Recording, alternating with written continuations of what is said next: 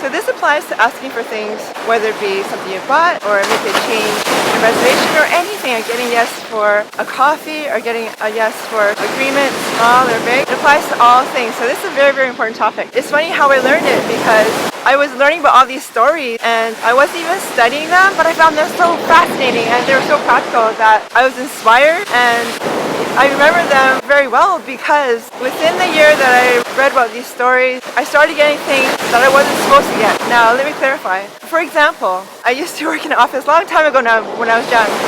I worked in an engineering office. Somebody asked me to call the airline and ask for 2 non-refundable tickets back.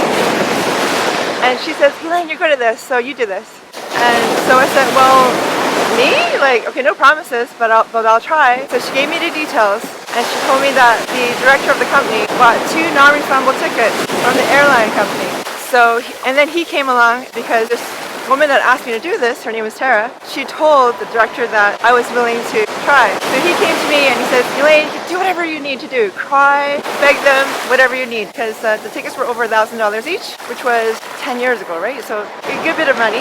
What happened was I called, I was not attached to the outcome. I kept getting redirected to a different person, which is fine. And it didn't rattle me. It didn't make me feel stressed. I wasn't impatient. I was actually very patient and calm and relaxed and in a bit of a playful state, mood.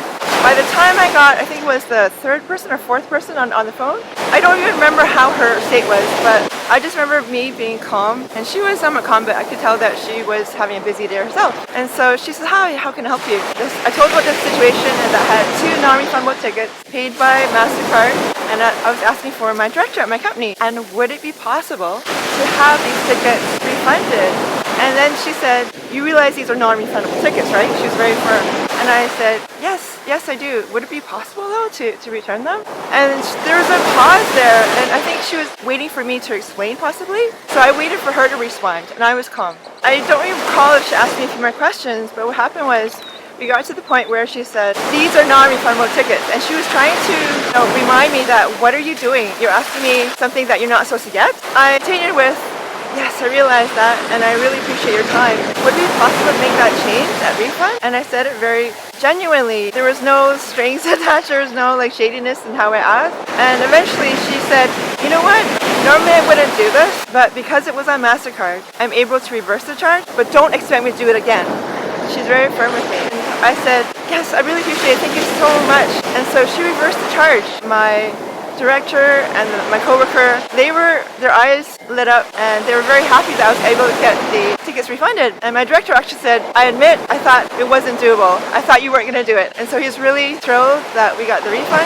And then I backtracked as to how was I able to do this, because I was happy that it happened and the money wasn't mine, so I was happy, but of course the person who had it charged on the card was happier, my director. And so I didn't do it right away, but I was curious later on. I was led back to this book that I read about how to ask for things. The title of the book was that, but that's what the topic was. And I just read it playfully, and I didn't expect anything. I just found the stories really interesting. So now I'll break it down for you as to how you can ask for things and get a better chance of getting a yes. So I'll share the key factors in asking for what you want and getting a higher chance of getting a yes. Ready? Okay, so you ask for what you want by focusing on asking for what you prefer, a preferred outcome, okay? You can focus on asking for what you want, but what's even better is ask for something, a preferred outcome. Now, why do I say that? Because what you want to avoid when you ask for something you want or a goal that you want to achieve is the attached outcome. And when you say to yourself, this is my preferred outcome, it doesn't have that neediness energy. And that's really, really important, because when you need something, you're not ready for it, okay? So I would focus on ask for your preferred outcome, okay? Your desired outcome.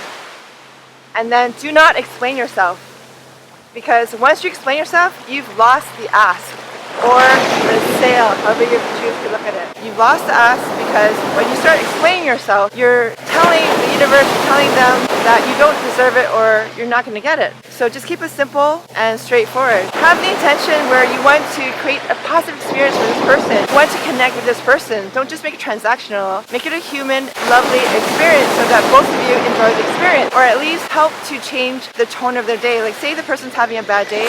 Say they're working at a really busy public place where they're serving the public all the time, they're tired, they're stressed. So keep that in mind, that you could be the 100th person they're seeing that day, or the over 200 person they're seeing. Who knows? Just have the intention that you want to make their day better, or you want to help them to smile, or have a beautiful moment, a keeper moment, I like to call it. And just keep that, as part of your intention. People feel it. When you want someone to send positive energy to someone, or to send them good energy, they feel it. And if they're too busy, they're distracted, and they don't feel it, maybe not right away, and maybe on a subconscious level, it still matters that you gave them something nice. And it doesn't have to be money, it's just energy.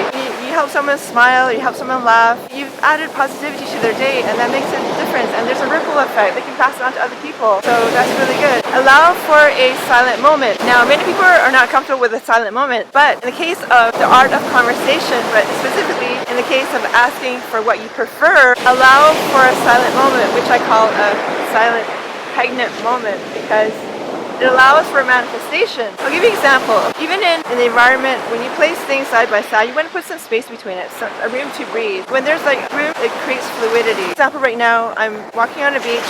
The waves are behind me, as you can clearly hear. I'm not talking against the waves.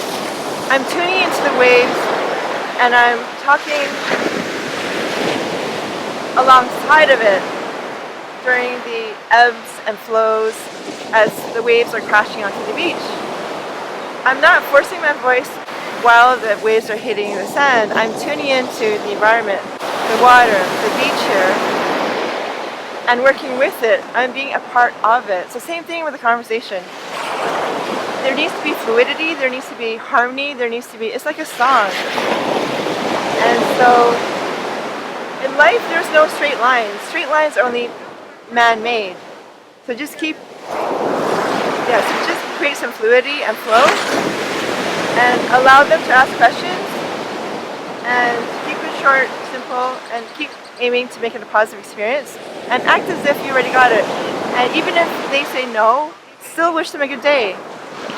And again, these techniques help you to increase the chance of getting yes, but it won't guarantee it. But it helps a lot, okay? So ask what you prefer, don't explain, allow for a pregnant moment, and then wish them a good positive energy, send it to them. You can also say it in words, give them a genuine compliment, whatever it may be. And so remember to ask for what you want. Don't demand or tell people what you need or want. Just make sure that they are appreciated and they know that, and that you respect them. And when you have this connection, you'll have a much better chance of receiving a yes when you ask for what you prefer. So I hope that helped you. And if you want to read the book that I did that inspired me and gave me all these practical information about how to ask for what you want and getting a higher chance of getting a yes, I'll share it with you now. And this book is really good because I think about more than 60% of it is practical examples of how to ask for what you want. So this book is called The Aladdin Factor. It's by Jack Canfield. And I'll put the exact details in the description. So thank you for watching. If you need help, reach out to me. I'm a subconscious coach and an energy healer. I'm a natural healer. And contact me for an appointment or a free consult, 20 minutes. And I'd love to help you and talk to you and help you on your journey. So I'll talk to you later. Thank you so much for watching, and I'll wish you a great day. Bye for now.